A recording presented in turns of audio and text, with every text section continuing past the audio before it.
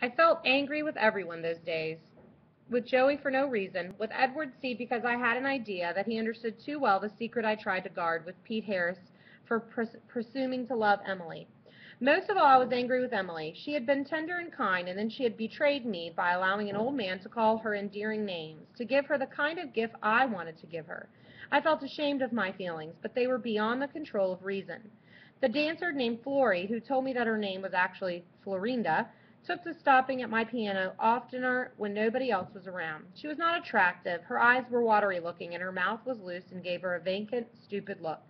Sometimes she seemed to like me, although she was angry when I addressed her as ma'am. But whether she liked me or not was of no consequence to me. My only reason for a mild friendliness toward her was that both Edward C. and Pete Harris warned me against her. Something negative in me made me pretend to like her better than I did. Florinda teased me about my sober appearance. "Don't you ever smile about nothing, big fellow?" she asked one night. "Was there some law up north that kept big fellows like you from ever getting a smile on their mouths?" "There's nothing much to smile about, Florinda," I answered. "You come out with me some night after working hours, and I'll take you places where there's plenty of smiles. You get money in your pocket now. You can afford to treat yourself and me to some nice smile places." "I have to save my money," I answered shortly. "I've been hungry because I didn't have money. I don't believe in spending it in smile places." Florinda moved her shoulders in a gesture that repelled me. "I know what's eating you, big fellow. It's the clown. I've seen you looking calf-eyed at her. Well, listen, kid. She's Pete Harris's woman. Don't get no big ideas. That clown belongs to Pete. So you just better be a good boy and keep your eyes off her." I was icy toward Florinda after that, but she had her revenge, for her words haunted me. "She's Pete Harris's woman. That clown belongs to Pete." They were the words of a cheap, venomous woman. I knew, but I remembered the earnings. I remembered that Pete Harris had called Emily Hunn. For many nights I no longer waited for Emily to come past and say good night. Deliberately I left my post early sometimes, and though I paid for my rebuff to Emily with hours of sleeplessness and regret, the stubborn Grandowski part of me would settle for no other behavior. At breakfast, when Emily joined us, I was far on the other side of Joey and Edward C.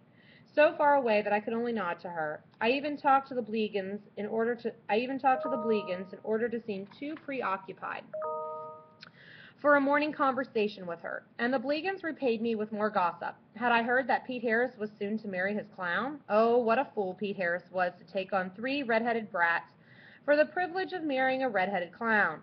This from the Bleegans. One night I waited for her. She was alone, the children having been put to bed earlier by Edward C.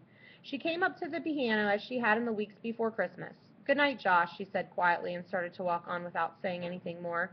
I jumped up from the piano bench and went to her side. "May I walk home with you?" I asked. She was very grave. "Yes, of course," she answered. "I haven't talked with you for a long time." When we reached her doorsteps, she sat down and faced me. "Well, Josh," she said finally. "How can you do it, Emily?" I asked desperately. "Do what?" she asked. "You know very well. How can you marry Pete Harris? How can you do a thing like that?" She was silent for a long time. Then she reached over and took my hand. I felt myself go weak while my hand rested in hers. "Josh, once many years ago I loved someone who didn't even know that I existed. I loved him so much, and I hated the girl he loved, a girl older and more sophisticated than I was. I suffered in those awful weeks before they were married, but the days and months smoothed things out for me. To tell you the truth, I have almost forgotten what he was like, or why I loved him. But I know my love was sharp and hurtful while it lasted. I feel sorry for the little Emily I was then, and for the agony she went through." "Yes, what are you trying to tell me?" "I don't know." She drew a long breath. "I'm not sure what I want to tell you. I'm just saying what's in my mind at the moment." "This is in my mind, Emily. People are saying that you're Pete Harris's woman. Is that right?" There's a hate quality about that statement that makes me suspect it came from Florinda or the Bleegans, or both. She took her hands away from mine and clasped them in her lap. "No, I am not Pete Harris's woman in the sense they say it, but I am going to marry Pete, and you must listen to me, Josh. I have to tell you a few things." She looked out into the night as she spoke, and at first her voice sounded colder than I'd ever heard it, but after a minute it warmed and she was Emily again. "Pete is a good man. He's not handsome or well educated or polished. He's not rich. He's never likely to be rich because he cares too much for everyone who has too little.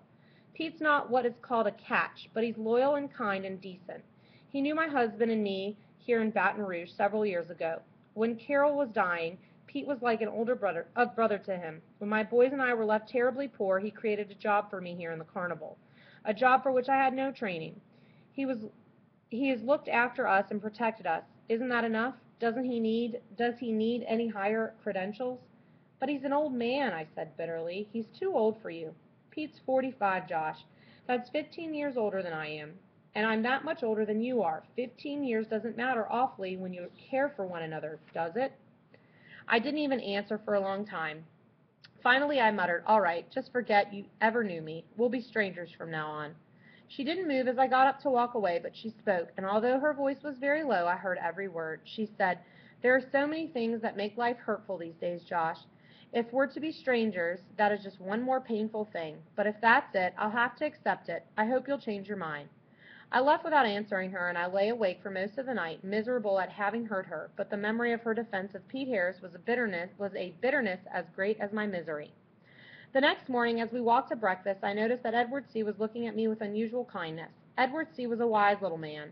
I was sure he knew much more about me than I had ever told him. When I mentioned that I was going to take a place at another table because I wanted to speak to the former bank teller about something, Edward C. nodded and made no comment.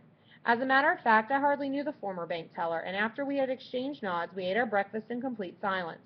I didn't look across the room to the place where Joey and Edward C. welcomed Emily. Joey waited for me after the two others had walked on toward the dressing room tents. You hurt Emily's feelings this morning, Josh, he told me, and Edward C.'s too. I don't know how you can do a thing like that. You mind your business, Joey. I'll take care of mine, I answered. I didn't want to say that, but the words were out, and there was no recalling them. Joey didn't reply, but he looked me directly in the eye, and the expression on his face was not that of adoring little brother. There was a cold, critical look in his eyes.